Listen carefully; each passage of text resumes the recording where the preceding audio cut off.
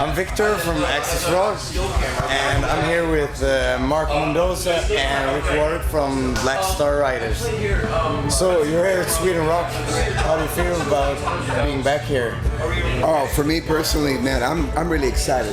First of all, it's a new album, it's a new band, new name, and just looking forward to kind of bringing it to the people and playing it. Sweden Rock absolutely is one of the best places to do that. We've been coming here for a little bit with other projects, but this is a special one for me personally. And I think we all feel that way, The last time you came here, you were performing as Thin Lizzy, so I think it should be a bit different now in one way. I mean, a lot has changed. We changed the name of the band, obviously, as most people know. We've recorded a bunch of new music, and all hell breaks loose. But we're still going to be playing some Lizzy songs, for sure. Oh yeah, hell yeah. Of course, because that's part of our heritage, it's part of our past. So we're playing some new stuff and some Lizzy stuff as well. So hopefully something for everybody. So you got this new album out, All Hell Breaks Loose, which was released quite recently, and it actually charted quite well in Sweden. It did, yeah. And in Great Britain and all over the world, actually. No, we've been blown away.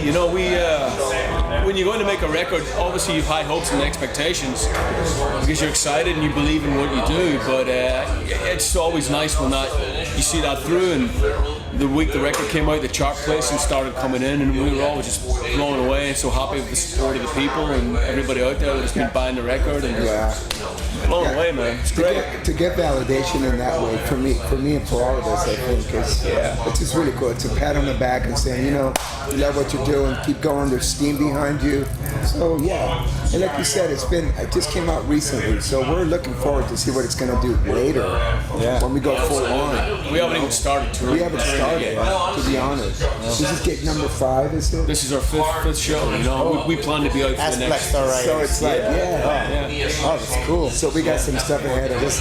Just starting out as a new band. It is just like we're like a new old band or an old new band, but it certainly feels new and exciting. And we're still, the live shows are great because the 4 of us have been playing together for 3 years. Jimmy's come in now as well; he's fitting in. But, it's a new thing, so we're getting a different kind of buzz on stage, and we're still getting a groove together. But it's an exciting show. Yeah. So you got Jimmy DeGrasso now on drums, and I was thinking about this because if you wouldn't have had the Thin Lizzy name and the Thin Lizzy thing as a mutual gathering point musically,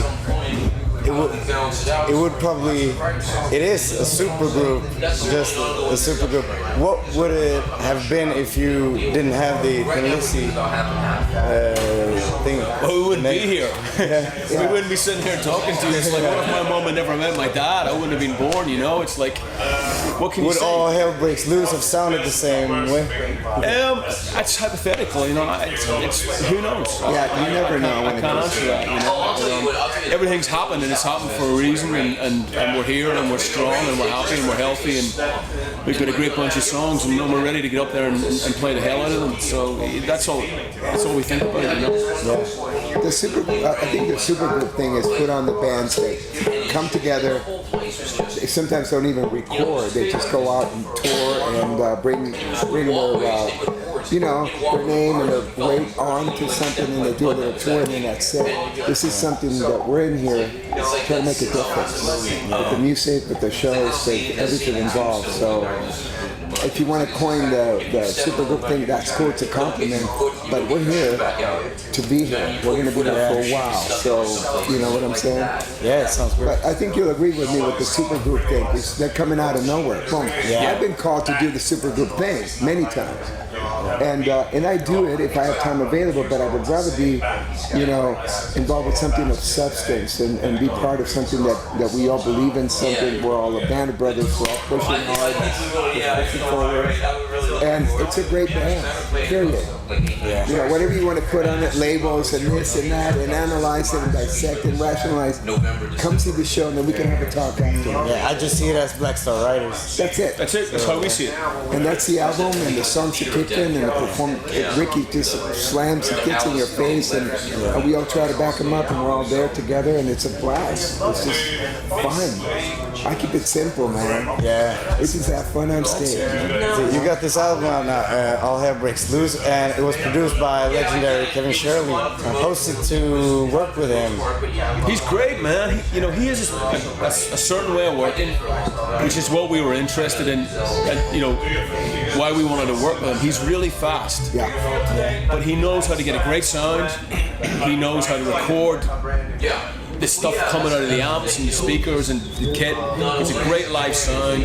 He's got a great ear for production of the songs and arrangement wise, and he doesn't mess about. So you know your songs, you learn your stuff, you get in that studio, bang bang bang, and you play it, and he records it, and there's no fucking screwing around. You're done, and everything is done pretty much live. The overdubs are kept to a minimum. I think we just overdubbed some backing vocals. I mean, what Marco played when we were doing the bass, that was his bass take. What I sang when we were doing the takes ended up being the vocals. Yeah.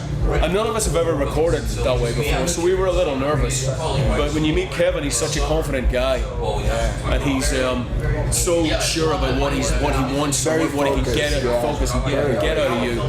It was a lot of fun. But bam, it was like 12 days we were done. 12 days, man. Boom, wow. So what happened? You'll hear it later. Oh shit! And then we started mixing. And we were in Australia getting the mixes, which is, by the way, the internet sucks down there.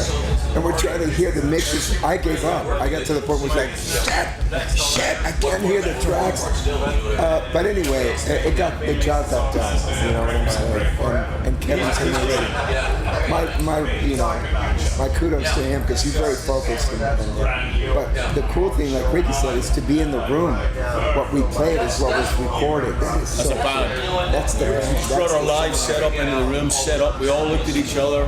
1, 2, 3, 4. It's very cool, That's great. And I saw you updated the social medias and everything, and it was like you get the feeling that you were kind of, it was magic in the air or something. Yeah, there is. I gotta say. We can't put a finger the studio updates and everything. It felt like you were really having a good time. Yeah, we do. We get on great socially. We're all really close. And if there's a problem, we sit down and we'll talk about it, and we're all focused for the same thing. We're all, there's nobody trying to have an ego. There's no egos, there's no prima donnas. We all want to write great music, play great music, get on the road and work and play. That's what makes us happy. Yeah. And everybody, all 5 of us have that goal. So there's no weak link. There's nobody going, I don't want to. It's like everybody's like, I want to fucking play. I want to make records. I want to tour. I want to have fun.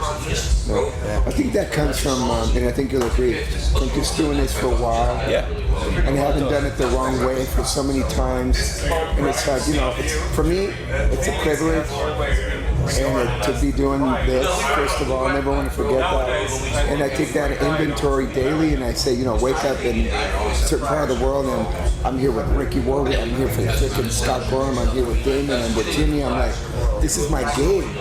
There's nothing to bitch and moan about. This is my job. It's like, I get chills when I say that because I want to live there. But privilege. It's a privilege. It is. It's an honor and a privilege. And I think we take care of it, even on the business side as such, and people are open to that. They appreciate that, So, we're having a great time now. And we've only started. This is gig number 5. We're doing one more download because we got invited at the last minute. And we're excited now. We're just, inside me, there's a little kid going. But, I'm like, I'm going to be 75 years old next week, so I got to keep it down a little. But it's all good, man. I was thinking, in the song, I think it's in Hey Judas, where you're dropping some old Lizzy references. How did that come?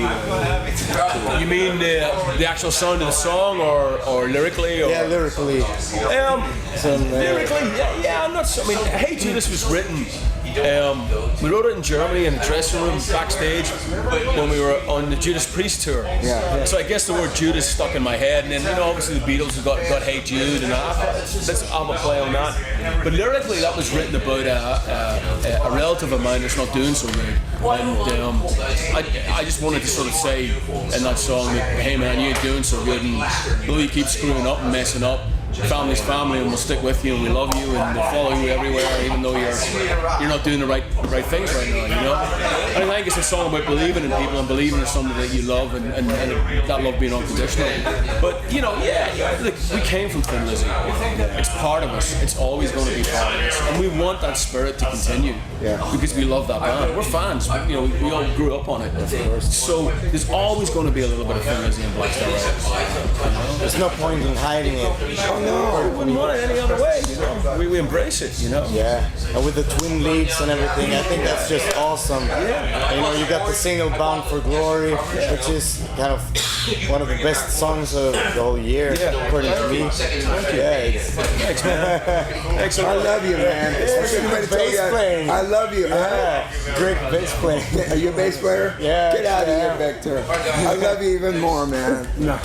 It's one of those things where you're like, shit, we need a band name, and every time they come up with a band name, they're always cheesy. It doesn't matter who says it or what. Band names are cheesy until that band gets established and you get used to the name.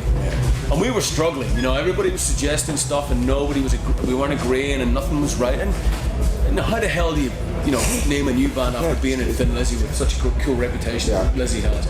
It was really difficult. And did you ever think about making like the band name like a reference? No, because to, that's cheap. We just thought that was cheesy, and it was cheap, and then you instantly become a tribute band. Yeah. And we just thought, that's not the way to go. Stand on your own. And we were getting frustrated, and Adam, our manager, he's standing right there, sort of said, we need a name for this band because we're about to make the record. It's about to hit. And I'm starting to get really. I'm like, nothing's happening. And then I thought, we all love movies, and we all love Western movies, and we all, cowboy movies. One movie we always watch, and we always joke about, and we always take on the characters is Tombstone, with Kurt Russell. So I thought, shit, I'll watch the movie, I'll see if something jumps out, I'll see if there's something in the dialogue, I just watch it. So I watched it really closely, and the word Black Star was in there somewhere, it was mentioned, and I thought, Black Star, that's cool, but it's not enough. We need Black Star Gang, Black Star Riders, and I just thought, that's it. It's got a Wild West vibe, it's got gang mentality, it's big, it's abrasive, call the guys up, and it was the first name we went, we all like it. And it stuck, and now I think we couldn't think of it being anything else. No,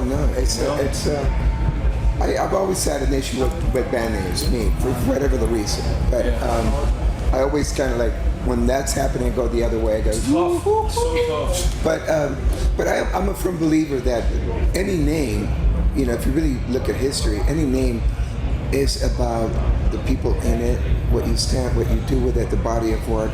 So if you really look at some of the names, they're kind of wacky, and you go, wow, but then you put it together with the project. But when I heard this name, I knew that it came from Ricky. I knew it, first of all, and then I knew what his focus was and his intention was.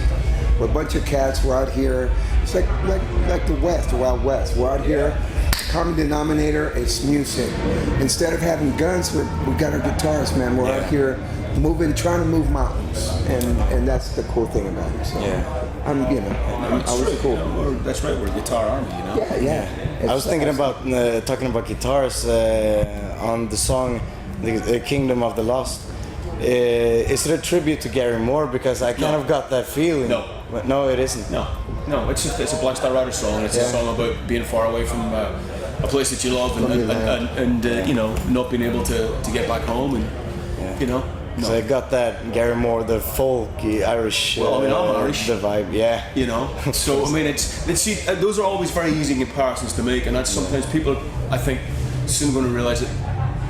Don't be lazy. Don't make those comparisons, because I've as much right to turn around and write a song about being from Ireland as Gary Moore has, or anybody else. And that's with all disrespect to Gary, because I grew up there. You listen to, and in the solo stuff, it's all Celtic influence. So for me to write that song was just something that I do. Yeah. This is Ricky Warwick, Marco Mendoza. We are in Black Star Riders, and you are watching Access Rock. Yes, you are. Watch. Whoa. Come over and say hey Watch, when he watch, can. watch.